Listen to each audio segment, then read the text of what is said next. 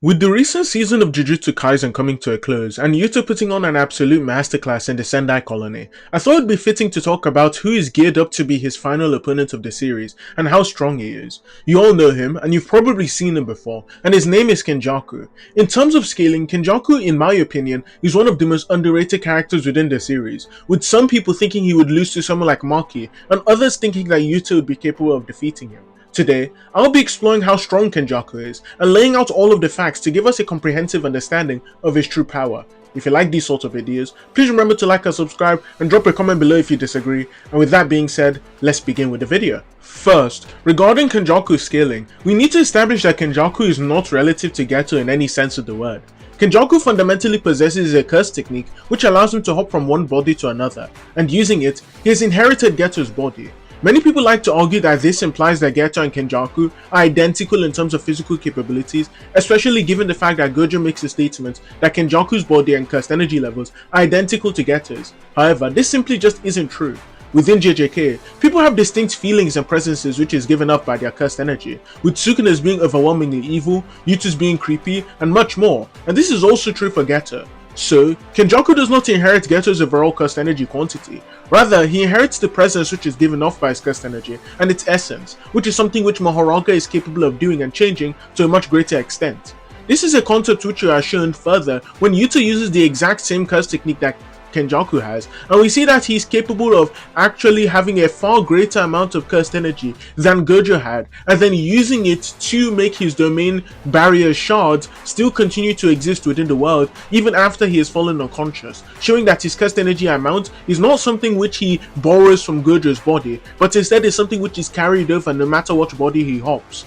Then, you might ask, what is the basis for Gojo's statement? And the answer is quite simple. Gojo is basing his statement off the fact that not only do Kenjaku and Geto look the same, but their presence of cursed energy, which cannot be changed unless you're Mahoraga of course, is blatantly identical. So, using Kenjaku's feats as an upscaler of Geto and vice versa doesn't particularly apply here. So, with that being said, how strong is Kenjaku actually?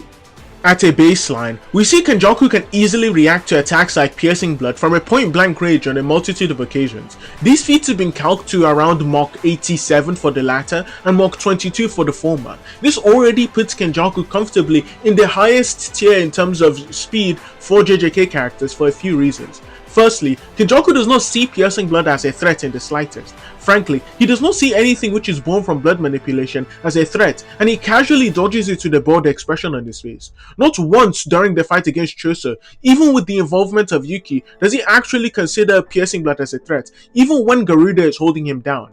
In comparison to Arume, who can only block the attack, and even then he is still completely stunned by its speed. And while you can say that he was caught off guard or something like that, it would even be consistent with what we see, especially since we see Choso charging up the attack far before it's even fired, and he still can't outpace it. Furthermore, when we look at Maki, who, speaking charitably, should be faster than Naoya, and we look at the calculations which are used when Maki dodges him at top speed, you should only get speeds which are around Mach 6. So even when we analyze the characters who are roughly on par with each other, like Uraume, Maki, Akari, and Yuta, who are all heavy hitter level, they still do not compare to Kenjaku in terms of speed.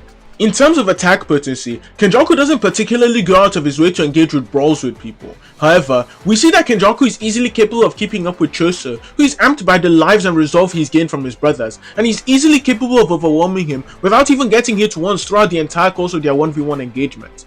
Furthermore, we see that after Yuki's initial instance where she catches him off guard and punches him in the face, Kenjaku rarely gets hit by her. He avoids almost all of her attacks after mangling her with his domain expansion. He is also capable of outspeeding Yuki and Choso at the same time when Yuki recovers her curse technique Saupa, and all of the hits which he does take are things which barely do any damage to him. So, Kenjaku's skill in martial arts is such that even in the slight interval when Yuki is using reverse curse technique, Kenjaku is still capable of escaping Garuda's grasp. So in terms of pure martial arts skill, he is no slouch at all.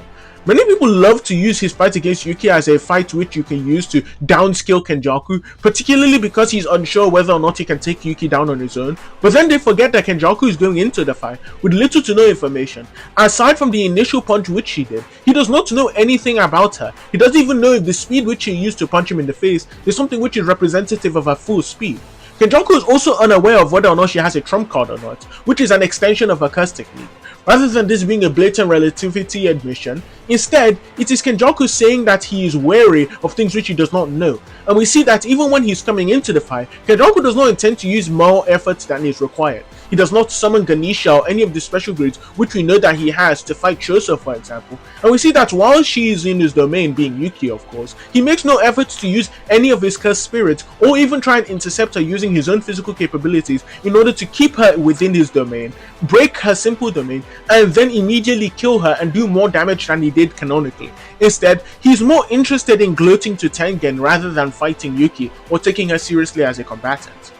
It is for this reason that Kenjaku calls the fight an exciting sideshow, even after seeing the black hole. While there might have been some surprise, there was nothing in the fight which actually forced Kenjaku to show the full extent of his capabilities or forced him to fight optimally, rather than essentially toying with the people he was fighting. And with that being said, we can move on to his domain and barrier techniques. Kenjaku is said to be one of the few users of barriers who is capable of rivaling Tengen. Even his simple domain, which is thought to be a technique only useful for buying time, is no longer that weak in Kenjaku's hands. This is a ridiculous feat because you see that even with Sukuna, he must hold the hand signs together in order to increase the output of his simple domain, so it does not fall. However, Kenjaku does not need to do so. Furthermore, the fact that Kenjaku is so consistently praised for his barrier techniques alludes to the fact that while he may not be comparable to Sukuna in terms of overall Jujutsu, Kenjaku is better than Sukuna when it comes to barriers, and consequently, even his domain should be better. Like Tengen, Kenjaku should also be capable of creating his own Sunyata barrier, and then using the Sunyata barrier, he can dismantle his opponent's domain from the outside if they have a barrier. Or he could increase the range of his domain and then use it to apply itself to the barrier and then dismantle it from the outside, leaving him with a domain and his opponent without one. One cannot mention Kenjaku without also mentioning his cursed spirits. From what we know, Kenjaku should have the same cursed spirits that Geto had in his life, including Tamamo no Mai, which Yuta says is equal to Rika in terms of strength.